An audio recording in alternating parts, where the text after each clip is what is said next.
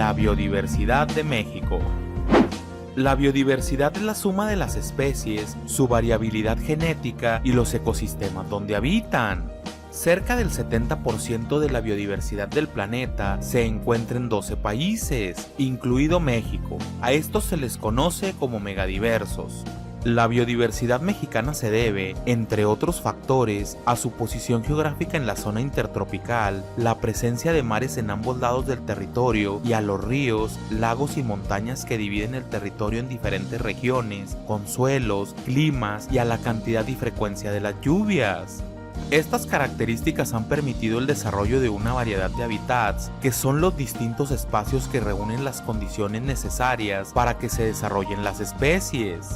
Debido a estos factores, México es uno de los países con mayor diversidad biológica, no solo por el número de especies, sino también por la alta diversidad genética de las poblaciones y por su gran número de ecosistemas.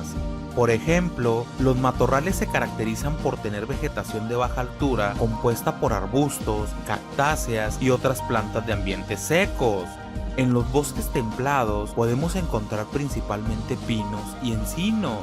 Tanto en las selvas secas como en las húmedas predominan los árboles, que pueden ser de distinta altura. Los de las selvas húmedas conservan su follaje todo el año, mientras que los de las selvas secas pierden sus hojas durante la época de sequía. Los pastizales se caracterizan por la presencia de hierbas como los pastos y zacatones. Los bosques nublados crecen en las laderas de las zonas montañosas y en ellos hay una gran diversidad vegetal. Los manglares se encuentran principalmente en las costas. Todos los seres vivos presentes en un ecosistema se relacionan entre sí de diferentes formas. Unos se alimentan de otros, es decir, forman cadenas alimentarias, pero también cooperan o compiten entre ellos. Es por esto que la desaparición de algunos de los miembros de un ecosistema tiene grandes consecuencias para el resto. Todos estamos interconectados. En particular, los seres humanos dependemos por completo del resto de las especies para alimentarnos, para construir nuestras viviendas y fabricar nuestra ropa, pero también nuestras actividades afectan a los seres vivos que nos rodean.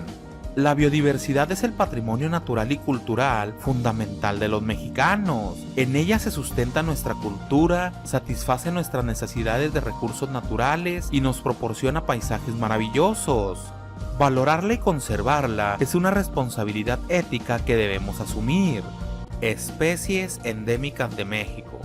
Gran parte de la diversidad de nuestro país está constituida por especies endémicas, es decir, que solo habitan en México. Por ejemplo, de las 669 especies de cactus que hay en el territorio nacional, 518 son endémicas.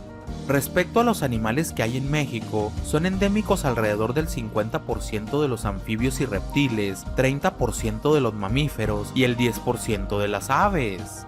Las especies endémicas pueden serlo de un país, un estado, una región o algún lugar específico, como un lago, un río o una cueva. Los zacatuches o teporingos, por ejemplo, son pequeños mamíferos endémicos del eje neovolcánico transversal. A las especies que viven en zonas muy restringidas se les conoce como microendémicas. Al vivir en un área muy limitada, dependen de que ésta se conserve para su supervivencia.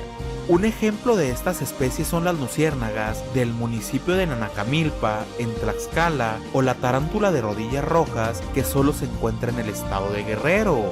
Un ejemplo de una especie endémica recién descubierta en Oaxaca es una salamandra diminuta, que solo mide 2.5 centímetros de largo. Esto es todo por hoy, nos vemos pronto.